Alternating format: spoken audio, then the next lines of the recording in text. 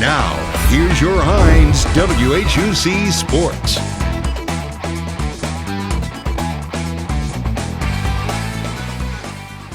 We're here at the Hinds Raymond campus where Thursday Night Lights is kicking off. Thursday Night Lights provides an opportunity for high school seniors to take a look into the life of a student here at Hinds.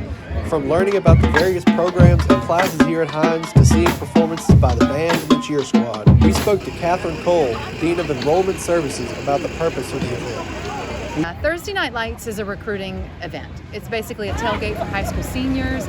Seniors visit, they get their hamburger and go to the game, and hopefully have a lot of fun at Hinds, and will choose Hinds after they graduate. We also spoke to Samaja Wright, a senior from Progressive Leadership Academy, about her plans at Hinds and what she thought about the event. I want to major in computer science/technology. Personally, I like this event because not a lot of community colleges do big events. They be like low-key in the background compared to universities. So this college here, I like they do big events. As you can see, this tailgate provides an amazing opportunity for high school students to see all the wonderful things that Hinds has to offer. Devin Varnado reporting for WHUC Sports 7. Now let's take it over to one of our sports correspondents as the game kicks off. The game has just begun and the Eagles are off to a fantastic start. Behind me is a sea of pink, followed by some junior cheerleaders. And don't worry, I'm wearing some pink too. So I'm not missing out on the spirit of breast cancer this month. Let's take a look at this first half. Our Hinds Eagles came out with plenty of energy, but the first quarter was pretty timid as each team's defense held each drive to just being a punt. Towards the end of the first quarter, the Eagles found some momentum with quarterback Ranson Oates making some great passes to put the Eagles offense in the red zone at the end of the first quarter. Unfortunately, Mississippi Gulf Coast ended up forcing a fumble at the goal line and turned that turnover into the first touchdown of the game.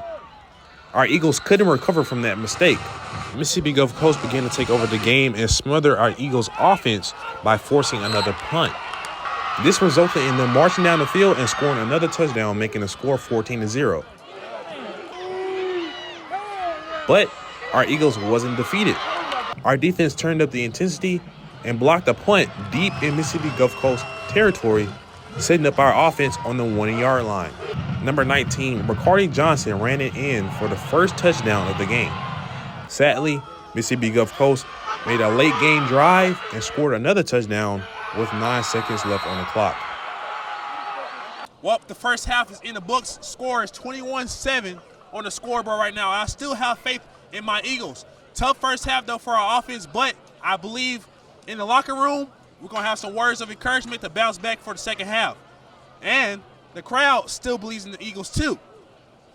Speaking of crowd, we're going to take it to Jacobus Roby, who has our crowd coverage for tonight. Jacobus, tell me what the crowd's feeling like.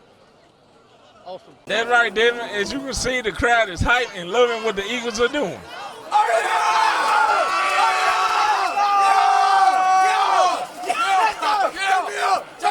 There was a huge crowd of Eagle fans to celebrate the last home game of the season. During halftime, we spoke with Hinds freshman Zoriana Davis about her thoughts on the game so far. I think they're doing as best as they can, but I got faith in them, so hopefully we can come out with a win. The game was not the only thing on fans' minds. It was also Breast Cancer Awareness Night. Hundreds of fans dressed out in pink to bring awareness to breast cancer. We caught up with Hinds freshman Angel Payton, who shares who she is honoring tonight.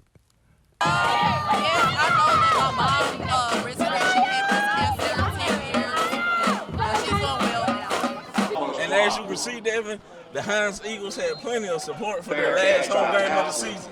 Now let's take it over to Tracy Gray as he gives us the rest of the game. As Jacobus, as you can see, we have just entered the second half. We're currently down by 14 and looking for a turnaround. Let's see if anything changes throughout the third and fourth quarter. The second half of the game saw the Eagles attempt to come back from their loss of 27 points. However, the Eagles were unable to bring it back. The Eagles made several great defensive plays against the Bulldogs, but unfortunately they fell short offensively.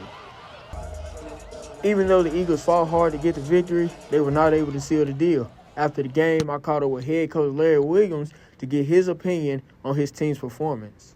Well, it's just we picked the worst game of the important game of the year to play our worst ball game of the year. And, it just one of the games that, you know, we learned from it. And, you know, we didn't take care of our business this year.